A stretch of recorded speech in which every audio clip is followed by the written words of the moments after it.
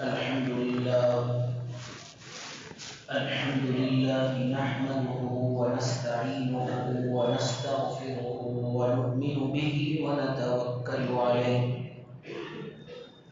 ونعوذ بالله من شرور أنفسنا ومن سيئات أعمالنا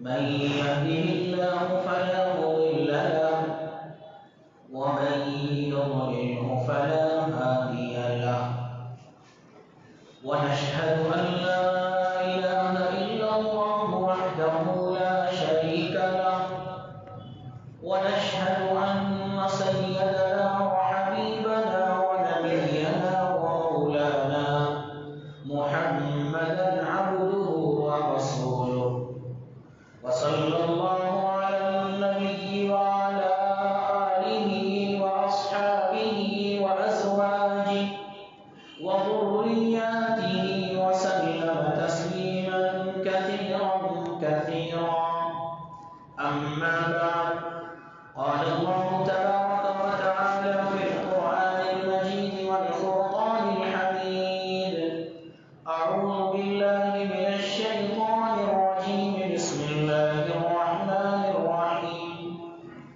وإذا سألك عبادي عني فإني قريب صدق الله مولانا العلي العظيم وصدق مولانا العلي الكريم ونحن على ذلك من الشاهدين والشاكرين والحمد لله رب العالمين وقال النبي صلى الله تعالى عليه وسلم الدعاء مخ العبادة أو كما قال عليه الصلاة والسلام.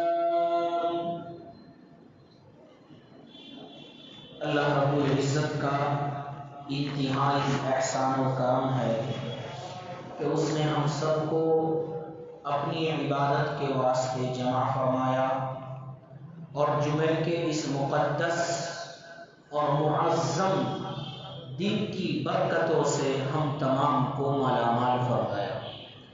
اللہ سے دعا ہے کہ جو کہا جائے اللہ مجھے بھی اور آپ کو بھی اس کو اپنی زندگی میں لانے کی اور اس پر عمل کرنے کی توفیق عطا فرمائے.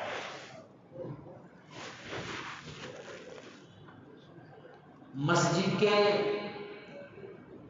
شروع میں ابتدائے بیان میں مسجدوں کا خالی ہونا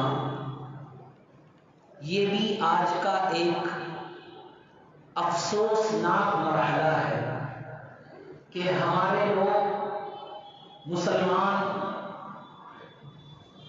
مومنین نوجوان گناہوں کے اندر ہم مبتلا ہیں. اس کے باوجود ہمارے پاس اتنا بھی وقت نہیں ہے کہ ہم جمعے کی نماز کے لیے مکمل وقت دے جائیں. حالانکہ جمعے کی فضیلت کتنی ہے احادیث میں بکثرت اس کو بیان کیا گیا. خود قرآن مقدس میں ارشاد فرمایا گیا. اللہ رب العزت نے فرمایا یا ایھا الذین آمنوا اذا نودی بالصلاۃ من یوم الجمعہ فاسعوا الی ذکر اللہ وذروا البیع کہ اے لوگوں اے ایمان والو جب جمعے کی اذان دے دی جائے تو اپنا کاروبار بند کر دو, اپنی دکانیں بند کر دو, خرید و فروخت بند کر دو.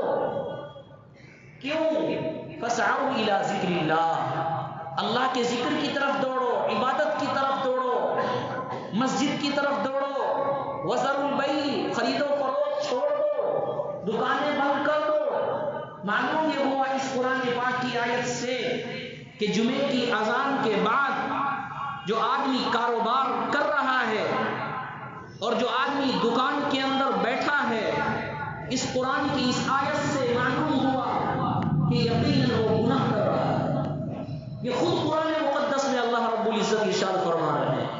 معلوم یہ ہوا کہ جمعے کا دن اتنی فضیلت والا ہے کہ اللہ رب العزت یہ چاہتا ہے کہ اذان کے بعد سب کچھ بند ہو جائے, اذان کے بعد سارے بازار بند ہو جائے تاکہ ایک اجتماعیت اور تاکہ ایک ہجوم مسلمانوں کا اجتماع مسجدوں کے اندر نظر آئے، یہ اللہ رب العزت ہم سے تقاضا کر رہا ہے، لیکن ہم لوگ اس کے باوجود کتنے غافل ہیں کہ جمعے کی نماز کے لیے ہمارے پاس مکمل وقت نہیں۔ اس مقدس دن کہ جس کے بارے میں احادیث میں یہاں تک کہا گیا یہ سید الایام ہے، تمام دنوں کا سردار ہے، بلکہ بعض احادیث میں یہاں تک ہے کہ عیدین سے بھی اس دن کو افضل قرار دیا گیا، اور اتنا افضل ہے آپ سب نے سنا ہوگا کہ جب میدان محشر قائم ہو جائے گا، جنت اور جہنم کا فیصلہ ہو جائے گا، جنتی لوگ جنت میں چلے جائیں گے، جہنم والے جہنم میں چلے جائیں گے، جنتی لوگوں کو جو تمنا کرے گے وہ تمنا پوری کر دی جائے گی، جس چیز کی خواہش کرے گے وہ خواہش ان کو عطا کر دی جائے گی۔ اللہ رب العزت جنتیوں سے معلوم کرے گے، اے لوگوں، اے مومنوں، بتاؤ تمہیں کیا چاہیے، تمہیں کون سی نعمت چاہیے، تمہیں کون سی فرحت چاہیے؟ تمام مسلمان مومنین، عام مومنین کہیں گے اللہ جو نعمتیں چاہیے تھی سب مل گئی ہے، اللہ جو نعمتیں تھی، جس نعمتوں کا جن نعمتوں کا تو نے وعدہ کیا تھا وہ تمام نعمتیں اب مل چکی ہے، اللہ کسی نعمت کی ضرورت ہی نہیں ہے، ساری نعمتیں ہمارے پاس آ گئی ہے، جو ہمارے ذہنوں دماغوں میں دلوں میں نہیں تھی وہ نعمتیں ہمیں میسر ہو رہی ہے، جس کا تصور ہم دنیا میں نہیں کر سکتے تھے، ہم نے تو دنیا کی نعمتوں کا سب کچھ سمجھ لیا تھا، لیکن جنت کی ایک نعمت کے آگے ساری دنیا کی نعمتیں بیکار ہے، جنت کی ایک نعمت کے آگے ساری دنیا کی نعمتیں بالکل گویا کہ نہ ہونے کے برابر ہے، اللہ کچھ بچا نہیں۔ میرا اللہ فرماتا ہے اے مومنوں ابھی ایک نعمت اور ہے، یاد کرو وہ کون سی نعمت ہے؟ تمام مسلمان سوچیں گے ساری نعمتیں مل گئی، کون سی نعمت ہے؟ علماء کے پاس جائے گے جنت کے اندر، اے علماء کی جماعت بتاؤ، اللہ معلوم کر رہے ہیں ایک نعمت ہے، ہمارے اعتبار سے، ہمارے علم کے اعتبار سے، ہمارے ذہنوں کے اعتبار سے ساری نعمتیں آ گئی، اے علماء کی جماعت آپ کا علم زیادہ ہے، آپ بتا دیجئے کون سی نعمت ہے؟ علماء فرمائیں گے اللہ کی ایک نعمت بچی ہے جنت کے اندر، وہ کیا ہے؟ وہ ہے اللہ کا دیدار ہونا، اللہ کا دیدار ہونا۔ اللہ رب العزت فرمائیں گے ہاں یہ بھی جنت کی بڑی نعمتوں میں ایک نعمت ہے اللہ کا دیدار۔ احادیث مبارکہ میں فرمایا گیا کہ اللہ نے اپنے دیدار کا ایک دن جنتیوں کے لیے مقرر کر دیا، اور وہ دن کون سا ہے؟ اس کو جنت کے اعتبار سے، قیامت کے اعتبار سے یوم مزید کہا گیا، اور دنیاوی اعتبار سے اس کو یوم جمعہ کہا گیا، یعنی گویا کہ جنت میں بھی جمعے کی اتنی فضیلت اللہ کے نزدیک ہے۔ یہ بات جمعے کی فضیلت کے لیے بتائی گئی کہ اللہ کے نزدیک دنیا میں تو جمعے کی فضیلت ہے ہی، کل کو قیامت کے دن جنت میں جانے کے بعد بھی اللہ کے نزدیک اس جمعے کی دن کی فضیلت اور مقام اتنا ہے کہ اللہ اپنا دیدار کرانے کے لیے جس دن کو منتخب کر رہا ہے وہ دن وہاں کے اعتبار سے یوم مزید ہے، اور یہاں کے اعتبار سے یوم جمعہ ہے۔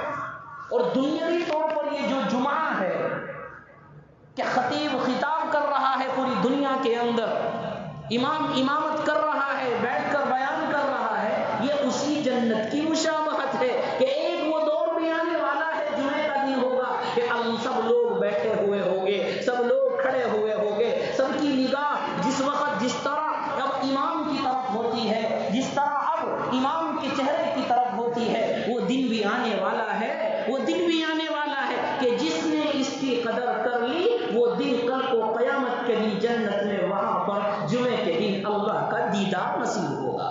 اور یہ فرمایا گیا کہ جنتی جب اللہ کا دیدار کریں گے جنت کی ساری نعمتیں بھول جائیں گے، ساری نعمتیں بھول جائیں گے، یہ ہے اللہ کا دیدار۔ بتانا مقصد یہ کہ جمعے کا اتنا فضیلت والا دن کہ اللہ نے جنت میں بھی اس کے لیے مقرر کر دیا۔ اب یہ اعتراض ہوتا ہے کہ جنت میں تو ایک ہی موسم رہتا ہے، ایک ہی رہتا ہے، نہ رات ہے نہ دن ہے، پھر وہاں جمعے کا دن کیا ہے؟ علماء نے اس کی توجیہ بیان فرمائی کہ جمعے سے لے کے جمعے تک جتنا وقت ہوتا ہے ہفتے کا، اتنے ہی وقت کے اعتبار سے اللہ کا دیدار ہوگا۔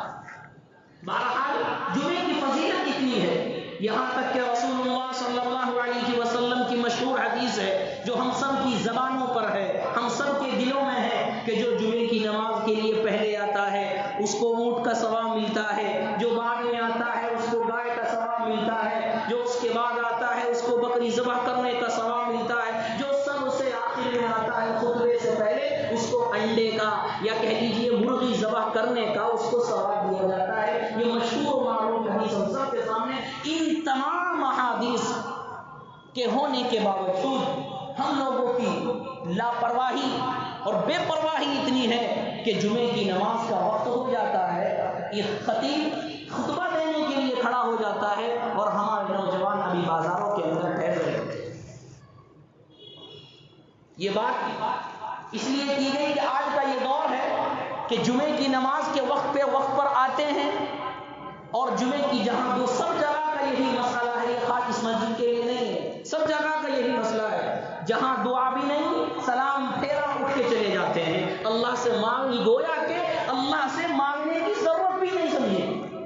گنہگار ہونے کے باوجود وہ صحابہ سے بڑھ کر انبیاء علیہ السلام جن کی زندگی کے اندر گناہ کا تصور بھی نہیں ہے، جن کے ذہنوں دلوں دماغوں کے اندر گناہ کا تصور بھی نہیں آ سکتا، وہ اللہ کے سامنے گڑ گڑا رہے ہیں، وہ اللہ کے سامنے دعائیں کر رہے ہیں۔ آج ہم لوگ سب کچھ گناہ کر رہے ہیں، کون سا گناہ ہم سے چھوٹ رہا ہے؟ سارے گناہ ہم سے ہو رہے ہیں، اس کے باوجود ہمیں توبہ کرنے کی اور اللہ کے سامنے گڑ گڑانے کی توفیق نہیں ملتی۔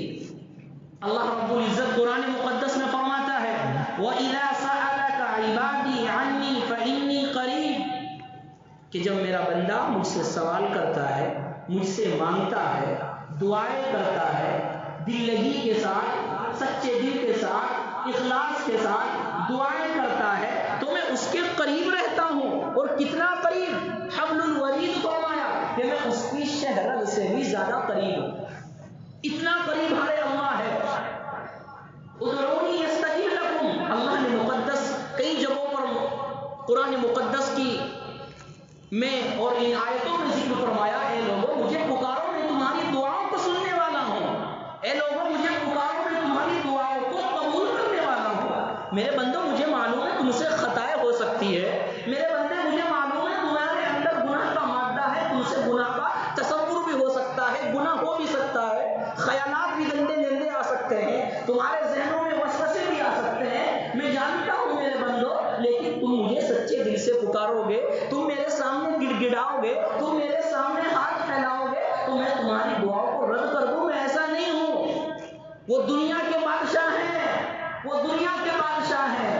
آپ دنیا کے کسی حکمران کے پاس چلے جائیں، دنیا کے بڑے بڑے مالداروں کے پاس چلے جائیں، ایک مرتبہ دے دیں گے، دو مرتبہ دے دیں گے، آپ کو بھگا دیں گے، رات میں جاؤ گے دروازے بند ملیں گے، ملنے کے لیے پرمیشن کی ضرورت پڑے گی، ملنے کے لیے جو ہے دوسروں کے سامنے ہاتھ پھیلانے پڑے گے، رشوتیں دینی پڑے گی۔ ایک رب العالمین ہی ایسا ہے، ایک احکم الحاکمین ہی ایسا ہے جس سے ملنے کے لیے نہ سفارش کی ضرورت ہے، جس سے ملنے کے لیے نہ وقت کی ضرورت ہے، جس وقت بھی چاہو وہ اللہ سننے والا ہے، جس زبان میں مانگو وہ اللہ سننے والا ہے، جس حالت میں مانگو وہ اللہ سننے والا ہے، رات ہو یا دن ہو یا صبح ہو یا شام ہو، اس کے یہاں کوئی قید نہیں۔ دنیا کے حکمراں کے یہاں قید ہے کہ رات کو دروازے بند ہو جاتے ہیں، اب رات کو ملنے کا وقت نہیں ہے، آرام کا وقت ہے۔ خدا وہ ہے لا تأخذہ سنۃ ولا نوم، جس کو نہ اونگ آ سکتی ہے، جس کو نہ نیند آ سکتی ہے، وہ وحدہ لا شریک ہے، وہ ہر وقت پکار کر کہتا ہے میرے بندوں مجھے پکارو میں تمہاری دعاؤں کو قبول کرنے والا ہوں۔ لیکن آج کا مرحلہ کہ ہم یہ سوچتے ہیں کہ دعائیں قبول نہیں ہوتی۔ احادیث میں فرمایا گیا کہ انسان جو دعا مانگتا ہے اس کی کوئی بھی دعا رد نہیں ہوتی، ہاں یا تو یہ ہے کہ اس کی دعا فوراً قبول ہو جاتی ہے، ایسا بھی ہوتا ہے۔ نمبر دو، اگر اس کو دیکھ رہا ہے کہ فوراً دعا قبول نہیں ہوئی، اس دعا کی وجہ سے اللہ رب العزت آنے والی پریشانی اور آنے والی تکلیفوں کو دور فرما دیتے ہیں۔ جس طرح انسان صدقہ دیتا ہے اس سے بلائیں مسائل دور ہوتے ہیں، جب انسان دعائیں کرتا ہے اگر دعائیں قبول نہیں ہوئی فوراً تو دوسرے نمبر میں فرمایا گیا کہ اس کی وجہ سے اللہ رب العزت مصیبتوں کو، پریشانیوں کو، تکلیفوں کو اللہ رب العزت ٹال دیتے ہیں۔ مصیبتوں کو ٹالنے والی چیز صدقہ ہے۔ نمبر دو، دوسری چیز کیا ہے جو مصیبتوں کو ٹالنے والی ہے؟ وہ ہے اللہ کے سامنے دعا۔ تیسرے نمبر پر فرمایا کہ اگر مصیبت بھی نہیں ٹلتی پھر آخرت میں وہ دعا تمہارے نامہ اعمال میں رکھ دی جائے گی۔ گویا کہ وہ بھی ایک عمل ہے، وہ بھی ایک عمل ہے۔ معلوم یہ ہوا مومن کی کوئی دعا رد نہیں ہوتی بشرطے کہ سچے دل سے مانگی جائے، بشرطے کہ صدق دل سے مانگی جائے، بشرطے کہ اس کا کھانا حلال ہو، اس کا پہننا حلال ہو، اس کا کھانا حلال ہو۔ یہ تمام چیزیں ہوگی اور دل اللہ کی طرف یقین کے ساتھ مانگے گا، کوئی بھی دعا رد نہیں ہوتی، کوئی بھی دعا ایسی نہیں ہوتی جس کو میرا خدا قبول نہ کرے۔ انبیاء علیہ السلام نے اپنے رب سے دعا مانگی۔ حضرت آدم علی نبینا علیہ السلام جنت سے جب نکالے گئے، درخت کے پاس جانے سے منع کیا تھا، سب کو قصہ معلوم ہے۔ جب آئے تو کیا دعا کی دونوں نے؟ قال ربنا ظلمنا انفسنا وان لم تغفر لنا وترحمنا لنكونن من الخاسرین، کہ اللہ ہم نے اپنی جان پر ظلم کر دیا، ہم نے تیری نافرمانی کر دی، اے اللہ تو ہی معاف کرنے والا ہے، تو ہی رحم کرنے والا ہے، اگر تو نے رحم نہ کیا تو ہم نقصان والے ہو جائیں۔ حضرت آدم علیہ السلام نے دعا فرمائی اور اللہ نے وہ دعا بھی قبول فرمائی۔ یہی نہیں، جتنے بھی قرآن مقدس کی آیات اٹھائے، سورتیں اٹھائے، انبیاء کا تذکرہ اٹھائے، جس نے بھی پکارا خدا کو پکارا۔ حضرت زکریا علیہ السلام حضرت مریم علیہ السلام کے پاس جاتے ہیں تو دیکھتے کیا ہے؟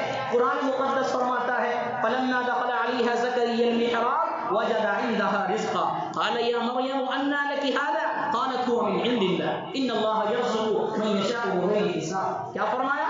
حضرت زکریا علیہ السلام حضرت مریم کے پاس جاتے ہیں تو کیا دیکھتے ہیں کہ مریم علیہ السلام کے پاس پھل ہیں، اور پھل بھی ایسے جن کا موسم نہیں، بے موسم کے پھل۔ حضرت زکریا نے پوچھا ہے مریم یہ پھل کہاں سے آئے؟ ان کا تو موسم ہی نہیں ہے۔ فرمایا هو من عند اللہ، یہ تو میرے رب کی طرف سے ہیں، میرے خدا کی طرف سے ہیں، اللہ کی طرف سے ہیں۔ حضرت زکریا علیہ السلام نے فوراً سوچا اے اللہ جب تم بغیر موسم کے پھل دے سکتا ہے تو مجھے بڑھاپے میں اولاد کیوں نہیں دے سکتا؟ حضرت زکریا علیہ السلام کے کوئی اولاد نہیں ہوئی تھی، بڑھاپے کی عمر ہو چکی تھی۔ ایک روایت کے مطابق 99 سال ہو چکے تھے، ایک روایت کے مطابق 92 یعنی 92 سال، اور بعض روایتوں میں 120 سال۔ مقصد کہنے کا یہ تقریباً 100 سال کے آس پاس عمر ان کی بھی ہو گئی تھی۔ ان کی اہلیہ، ان کی بیوی کی عمر بھی بڑھاپے ہو گئی تھی، وہ بھی بانجھ ہو چکی تھی، حیض و نفاس کا سلسلہ بھی ختم ہو چکا تھا۔ ڈاکٹر آج کا دور یہ کہے گا ڈاکٹری لائن سے کہ اس عمر میں اولاد نہیں ہو سکتی، سائنس بھی یہ کہے گا اس عمر میں اولاد نہیں ہو سکتی، لیکن حضرت زکریا علیہ السلام کو یقین خدا پر تھا۔ خدا کے سامنے دعا کی رب هب لي من لدنك ذرية طيبة انك سميع الدعاء۔ اے اللہ جب تو بے موسم پھل دے سکتا ہے، جب تو بے موسم مریم علیہ السلام کو رزق دے سکتا ہے، پھل دے سکتا ہے، تو کیا بڑھاپے میں تو مجھے اولاد نہیں دے سکتا؟ دعا کس سے کی ہے؟ اللہ سے کی ہے، اور پھر وہ دعا قبول بھی ہوئی۔ اللہ نے بڑھاپے میں آپ کو یعنی حضرت زکریا علیہ السلام کو اولاد سے سرفراز فرمایا اور اس کا نام یحییٰ علیہ السلام رکھا۔ یہ اللہ دکھلانا چاہتا ہے کہ میں وہ ہوں جو دعاؤں کو قبول کرنے والا ہوں۔ وہ خدا وہ ہے کہ نبیوں نے مجھ سے مانگا ہے، اللہ نے اس کی بھی سنی ہے۔ حضرت ایوب علیہ السلام کی بیماری کا زمانہ کتنا لمبا ہے، لیکن صبر کرتے رہے۔ پتا ہے کہ اللہ کی طرف سے آزمائش ہے، اللہ کی طرف سے آزمائش ہے۔ کتابوں کے اندر لکھا ہے کہ بعض روایات میں تقریباً 17 سال ان کی بیماری کے ہوئے، 17 سال ان کی بیماری کے ہوئے، اور بعد میں 7 سال بھی ذکر کیا گیا ہے۔ مطلب کہنے کا لمبی بیماری ہوئی، لیکن بعد میں کس کو پکارتے ہیں؟ خدا کو پکارتے، اللہ مجھے صحت عطا فرما، اللہ مجھے شفا عطا فرما۔ شکوہ نہیں کرتے دوسروں کے سامنے جا کر، ناشکری کے الفاظ نہیں نکالتے۔ اللہ نے آزمائش کی، امتحان لیا۔ حضرت ایوب علیہ السلام نے جب دعا کی، اللہ نے اس دعا کو قبول بھی فرمایا اور آپ سے بیماری کو بھی دور کر دیا، اور صحت میں پہلے سے بھی بہتر کر دی، اور اولاد کی نعمتوں سے بھی सरफराज फरमाए। ये वो दुआ है जिसको कहा गया हदीस पाक में दुआ मुख्खुल इबादत, कि दुआ इबादत का मग़ज़ है। अगर इंसान का दिमाग ना रहे तो इंसान बेकार है। न उसको हलाल की तमीज़, न उसको हराम की तमीज़, न उसको खाने की तमीज़, न उसको वालिदैन का मालूम, न उसको भाइयों का पता, कुछ पता नहीं रहता। वो जिंदा लाश है, वो जिंदा लाश बन के घूमता है।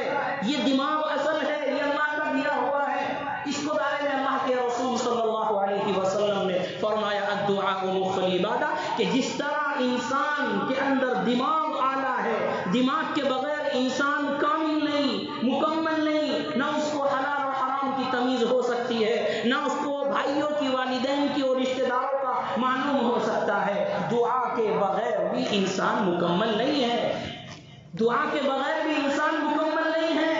हम ये सोचे अल्लाह बगैर मांगे दे देगा, यकीन सबको वो देता है, देने वाली ज़ात वो है, लेकिन वो हमें कह रहा है ऐ मेरे बंदो मुझे पुकारो, मैं तुम्हारी दुआओं को कबूल करने वाला हूँ। इज्तिमाई में तुम पुकारो, तन्हाई में पुकारो, अकेले में पुकारो, दो में पुकारो, सबके सामने पुकारो, बाजारों में पुकारो, मस्जिदों में पुकारो, घरों में पुकारो, जहाँ तुम पुकारोगे, जंगलों में पुकारोगे वहाँ भी सुनूंगा, आबादी में पुकारोगे वहाँ भी सुनूंगा, मस्जिदों में पुकारोगे वहाँ भी सुनूंगा, अपने घरों में पुकारोगे वहाँ भी सुनूंगा, रात को तहज्जुद के वक्त में पुकारोगे, जिस वक्त सारी दुनिया सोई होती है, जिस वक्त सन्नाटा ही सन्नाटा होता है, उस वक्त सुनने वाला कोई नहीं होता तुम्हारी, मैं उस वक्त भी सुनने वाला हूँ, मैं उस वक्त भी सुनने वाला हूँ।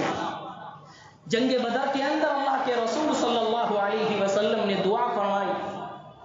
क्या दुआ फरमाई?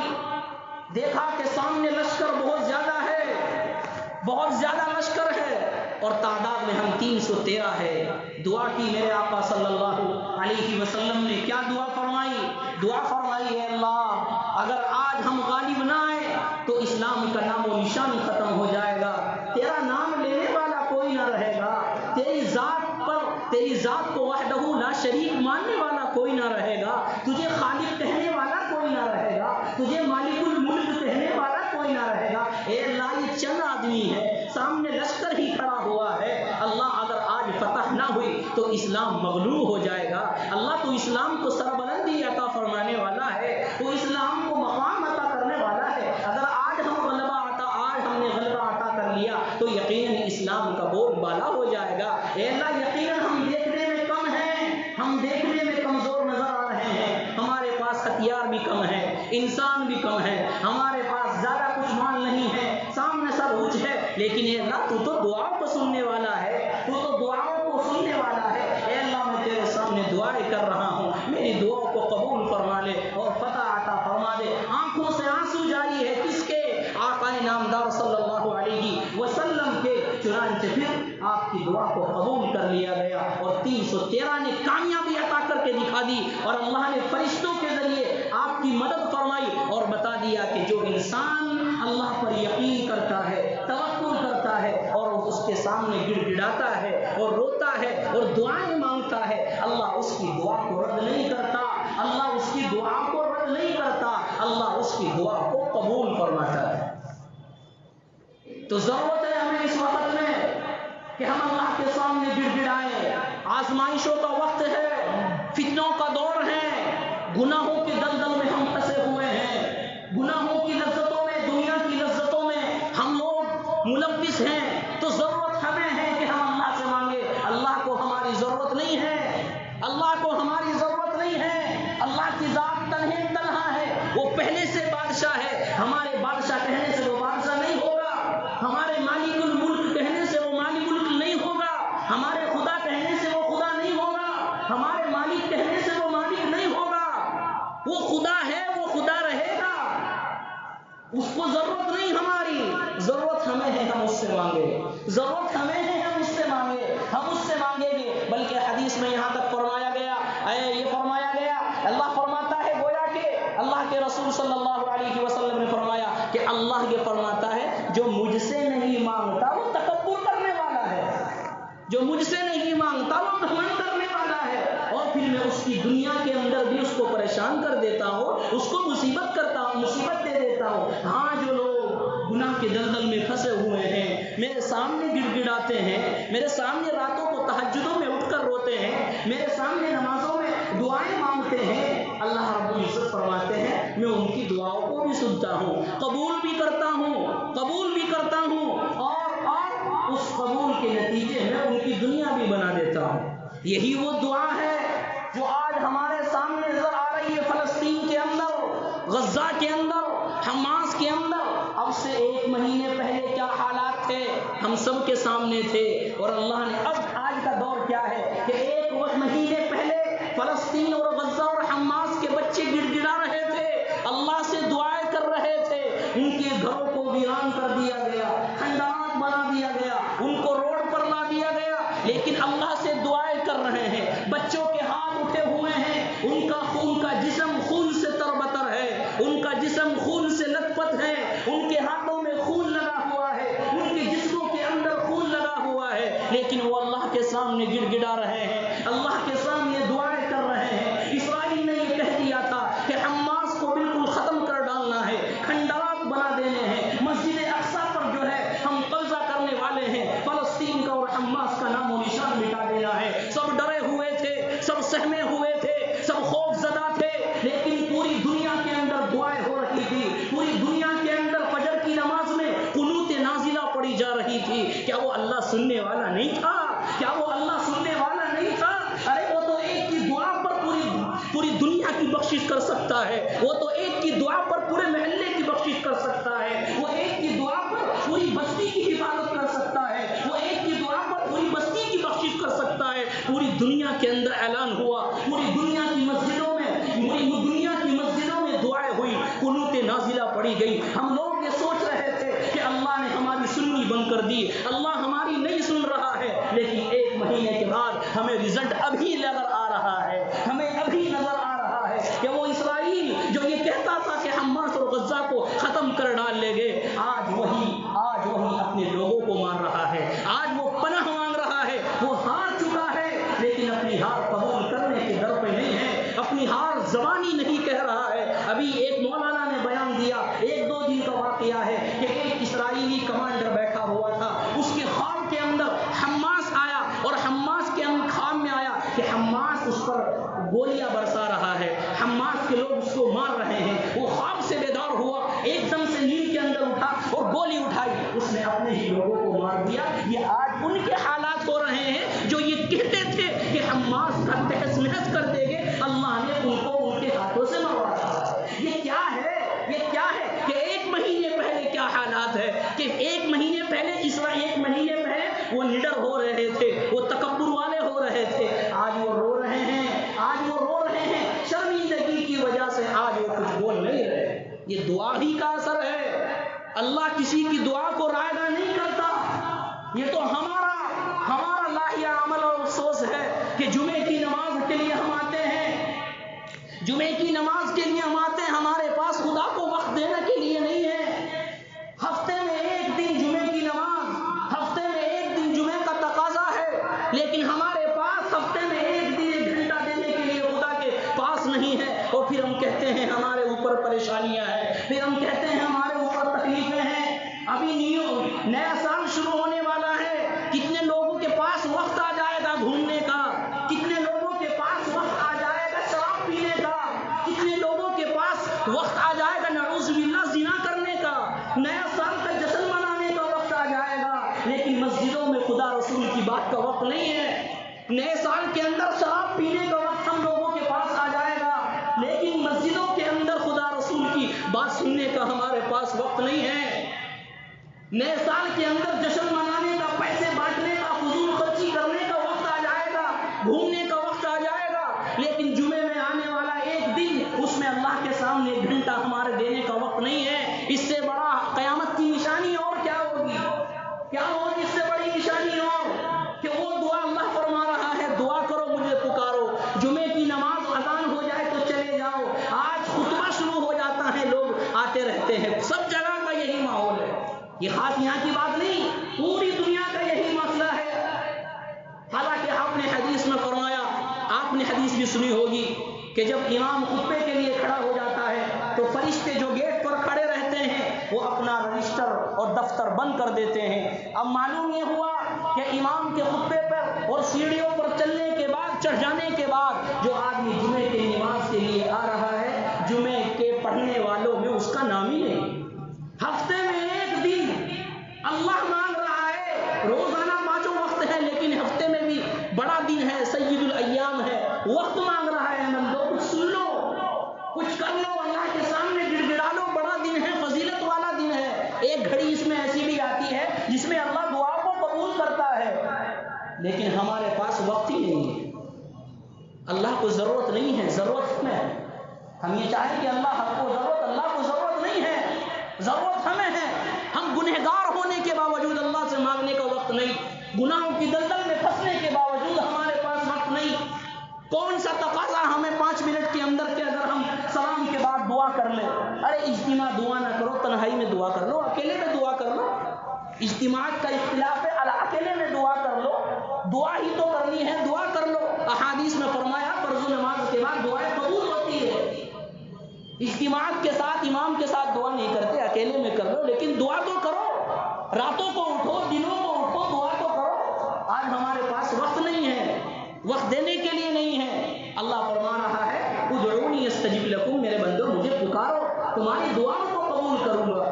تو ضرورت ہے ہمیں اس دور میں، ہم گناہ کے دلدل میں پھنسے ہوئے ہیں، ہم گناہوں کے اندر، دنیا کے اندر ملوث ہے۔ ہمیں ضرورت ہے ہم راتوں کو اٹھ کر اللہ کے سامنے گڑ گڑائیں، راتوں تہجد میں اٹھ کر اللہ کے سامنے روئے، اس کے سامنے اپنے گناہوں کی تلافی کرے، مسجدوں میں دعائیں کرے، اپنے گھروں میں دعائیں کرے، سفر میں جا رہے ہیں وہاں دعائیں کرے۔ دعا کے لیے کوئی خاص وقت نہیں ہے، دعا کے لیے کوئی خاص جگہ نہیں ہے، جہاں چاہے اللہ وہاں سے سن لیتا ہے۔ اس لیے ضرورت ہے ہم اللہ کے سامنے گڑ گڑائیں، اللہ کے سامنے روئے۔ انشاءاللہ اللہ ہماری دعا کو سننے والا بھی ہے اور قبول کرنے والا بھی ہے۔ اللہ ہم سب کو عمل کرنے کی توفیق عطا فرمائے۔